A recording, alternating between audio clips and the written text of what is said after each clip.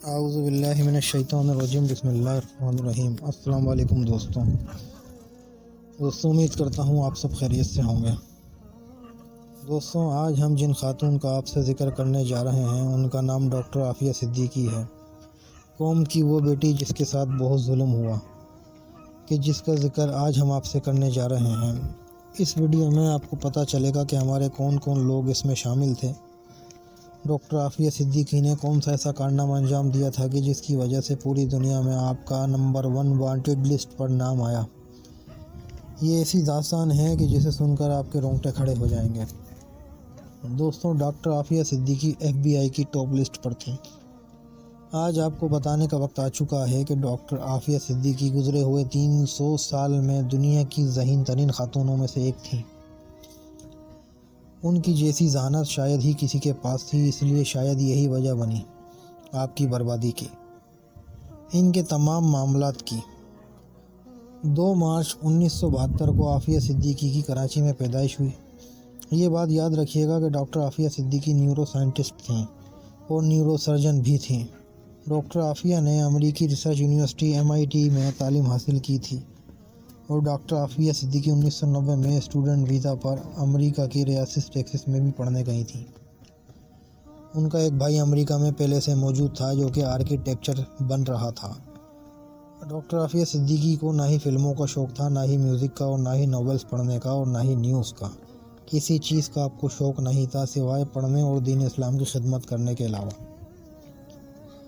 سن 1992 میں ڈاکٹر عافیہ صدیقی 5000 امریکی ڈالر کا ایوارڈ جیتیں اپنی ریسرچ کی وجہ سے۔ سن 1995 میں ڈاکٹر عافیہ صدیقی کی شادی ہوئی سیتھیولوجسٹ امجد محمد خان سے، جو کہ بعد میں CIA کا بہت بڑا مہرہ بن گیا۔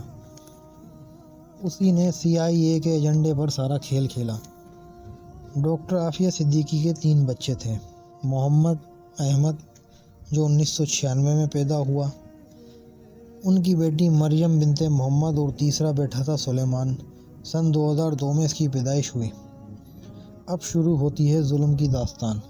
ڈاکٹر عافیہ صدیقی کی ریسرچ دراصل اتنی زبردست تھی کہ آج بھی امریکہ کے ایسے بڑے بڑے سائنسدان ایسی ریسرچ کو تیار کرنے میں لگے ہوئے ہیں اور آج تک تیار نہیں کر سکے۔ امریکہ کو خطرہ تھا کہ عافیہ صدیقی پاکستان کے ساتھ اور اسلام کے ساتھ گہرا تعلق رکھتی ہیں اور اس کی ریسرچ بایولوجیکل ویپنز بنانے کے کام آ سکتی ہے۔ عافیہ صدیقی امریکہ اور افغانستان کی جنگ کے خلاف بھی تھیں۔ امریکہ نے بڑی کوشش کی کہ ڈاکٹر عافیہ صدیقی یہودی زائنسٹ کے ایجنڈے پر کام کرے اور مسلمانوں کے خلاف کام کرے، مگر ڈاکٹر عافیہ صدیقی نے مکمل طور پر انکار کر دیا۔ بس یہیں سے کہانی شروع ہوتی ہے۔ ڈاکٹر عافیہ صدیقی تھوڑی سی ریسرچ امریکہ میں موجود تھی تو وہاں کے سائنسدانوں نے FBI کو رپورٹ دی کہ ڈاکٹر عافیہ صدیقی کے پاس وہ ریسرچ ہے کہ اگر یہ امریکہ کے خلاف استعمال ہو گئی تو امریکہ تباہ و برباد ہو جائے گا، اور اگر یہ پاکستان کے ہاتھ لگ گئی تو پھر بھی امریکہ کی تباہی ہے، کیونکہ ڈاکٹر عافیہ صدیقہ پاکستان میں ہی رہنا چاہتی تھیں۔ وہ امریکہ میں نہیں رہنا چاہتی تھیں، وہ پاکستان میں رہ کر کام کرنا چاہتی تھیں۔ امریکہ چاہتا تھا کہ یہ ریسرچ ڈاکٹر عافیہ صدیقی کی اس کو مل جائے تاکہ وہ دنیا کو تباہ کرنے کے لیے استعمال کرے۔ دراصل امریکہ سے مراد اسرائیلی یہودی زائنسٹ ہیں جو وہاں پر کام کر رہے تھے۔ ڈاکٹر عافیہ صدیقی کی سن 2002 میں اپنے خاوند سے طلاق ہوئی اور ڈاکٹر عافیہ صدیقی کو پیغام دیا گیا کہ آپ FBI کے لیے کام کریں، تو ڈاکٹر عافیہ صدیقی نے کام کرنے سے منع کر دیا۔ جب انہوں نے منع کر دیا تو ان کے شوہر، جو کہ CIA کا ایجنٹ بن چکا تھا، ڈاکٹر عافیہ صدیقی کے خلاف اسے استعمال کیا گیا۔ اس کے خاوند نے بیان دیا کہ ڈاکٹر عافیہ صدیقی کا تعلق القاعدہ سے ہے اور طالبانوں سے ہے۔ اس نے الزام لگایا اس کی عمر البلوچی سے شادی بھی ہوئی ہے، جو کہ خالد شیخ محمد کا بھانجا تھا، جس نے اسرائیلی یہودی زائنسٹ جو کہ امریکہ کی نیشنلٹی لے کر صحافی کے روپ میں پاکستان آیا، ڈینیل کے مقام پر اس کو قتل کیا۔ مگر یہ ایک من گھڑت کہانی تھی، بالکل اسی طرح جس طرح 9/11 ایک بہت بڑا ڈرامہ تھا۔ ڈاکٹر عافیہ صدیقی کی ریسرچ پر ہمیں کام لینا چاہیے تھا۔ سن 2003 میں پرویز مشرف نے اپنی زندگی کی سب سے بڑی غلطی کی۔ مشرف کو چاہیے تھا کہ جنرل ضیاء الحق نے جس طرح امریکہ کو دھوکہ دیا اور پاکستان کو ایٹمی ملک بنایا، اسی طرح ان کو چاہیے تھا کہ عافیہ صدیقی کو ساتھ رکھتے ہوئے اس کی ریسرچ استعمال کرتے اور پاکستانی سائنسدان ڈاکٹر عافیہ صدیقی کے ساتھ مل کر کام کرتے، مگر پرویز مشرف نے اس کو امریکہ کے حوالے کر دیا اور اس کا ذکر وہ اپنی کتاب میں بھی کر چکے ہیں، اور بتایا گیا کہ امریکہ نے ان کو ایوارڈ بھی دیے ہیں اس کارنامے کے بدلے۔ اور بعد میں جب پرویز مشرف کی کتاب چھپی تو اردو ترجمے میں چھپی، اس میں یہ پیراگراف نکال دیا گیا تھا۔ دوستوں، 5 سال تک کسی کو کچھ بھی نہیں معلوم تھا کہ ڈاکٹر عافیہ صدیقی کہاں ہیں۔ اس کے پیچھے بھی اسرائیلی تھے اور بھارتی موجود تھے۔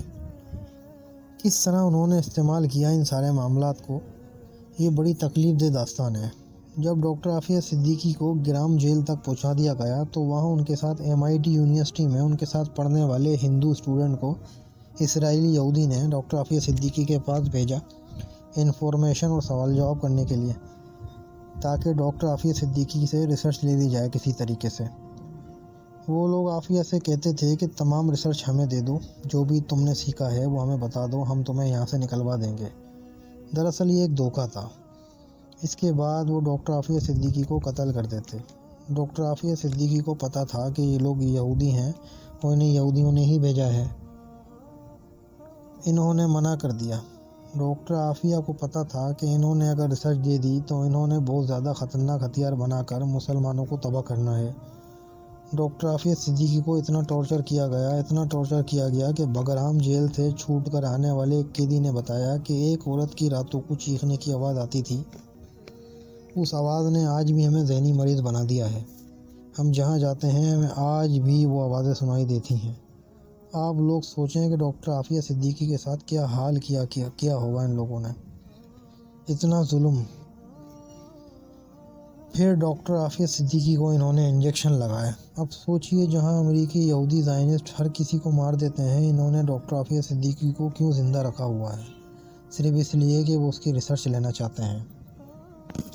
انہوں نے ڈاکٹر عافیہ صدیقی کو اتنا ٹارچر کیا، ایسے انجیکشن لگائے، مستقل ظلم کیا تاکہ وہ اپنی ریسرچ بھول جائے، ذہنی مریض بن جائے۔ جب یہ لوگ ناکام ہو گئے ڈاکٹر عافیہ سے اگلوانے میں تو انہوں نے اسے ذہنی مریض بنا دیا۔ ڈاکٹر عافیہ صدیقی کافی حد تک ذہنی مریض بن چکی ہے۔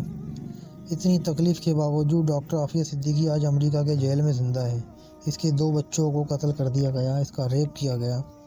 ایسا ظلم شاید ہی کہیں ہوا ہو، مگر ڈاکٹر عافیہ صدیقی نے اپنا منہ نہیں کھولا، ریسرچ بھی نہیں دی کہ یہ مسلمانوں کو مار دیں گے۔ ڈاکٹر عافیہ صدیقی کو اس چیز کا اندازہ تھا کہ ایک عورت مر جائے، اپنی قربانی دے دے، مگر کروڑوں مسلمانوں کو نقصان نہ ہو۔ ڈاکٹر عافیہ صدیقی کی اصل میں اپنوں کے لیے قربانی یہ تھی۔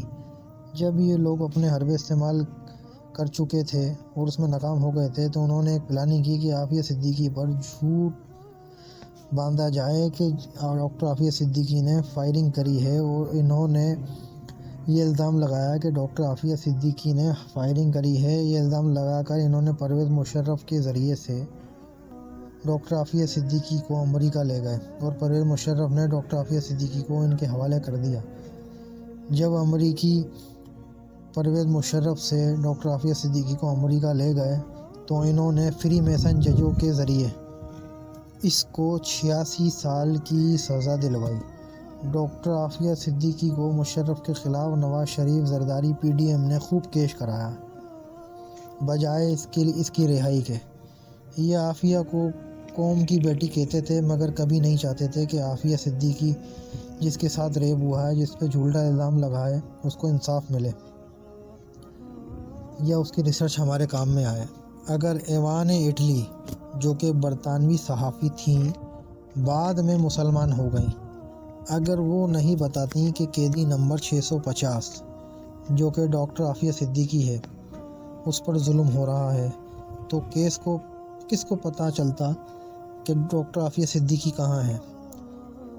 مگر جب عمران خان نے عافیہ صدیقی کے معاملے کو الوال فریڈرک کے ساتھ مل کر اٹھایا تو جماعت اسلامی نے اسے خوب کیش کروایا۔ نون لیگ پیپلز پارٹی کو اس پر سیاست یاد آ گئی۔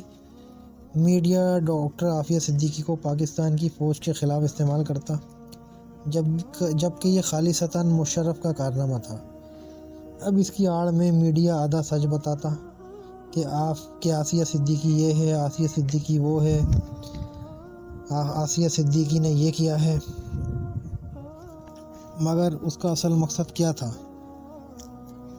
نواز شریف جب اقتدار میں آیا تو اوباما کی طرف سے کہا گیا کہ پاکستان اگر خط لکھتا ہے تو ڈاکٹر آسیہ صدیقی کی جان بخشی بھی جا سکتی ہے اور اس پر کام بھی کیا جا سکتا ہے، لیکن فری میسن CIA ایلومناتی نے انکار کر دیا اور نواز شریف کو منع کر دیا۔ اب عمران خان کے آنے کے بعد عمران خان نے طے کیا کہ ڈاکٹر آسیہ صدیقی کو واپس لانا ہے، تو کونسل کا عملہ عمران خان سے ملنے آیا۔ عمران خان نے کوشش کی کہ ڈاکٹر آسیہ صدیقی کو کسی طریقے سے رہائی ملے، مگر ان طاقتور لوگوں نے عمران خان کے خلاف بھی دائرہ تنگ کرنا شروع کر دیا۔ دوستوں، یہ تھی شیر دل ڈاکٹر آسیہ صدیقی کی کہانی۔ میڈیا اس کو جھوٹ بنا کر پیش کرتا رہا ہے اور کر رہا ہے۔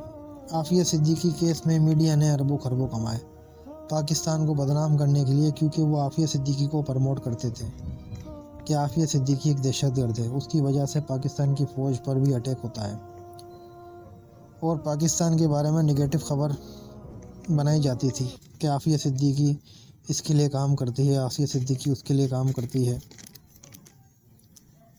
ہمارے ملک میں کوئی آسیہ صدیقی کے لیے کوشش کرتا تو شاید مظلوم آسیہ صدیقی کو امریکی کیس سے رہائی مل پاتی۔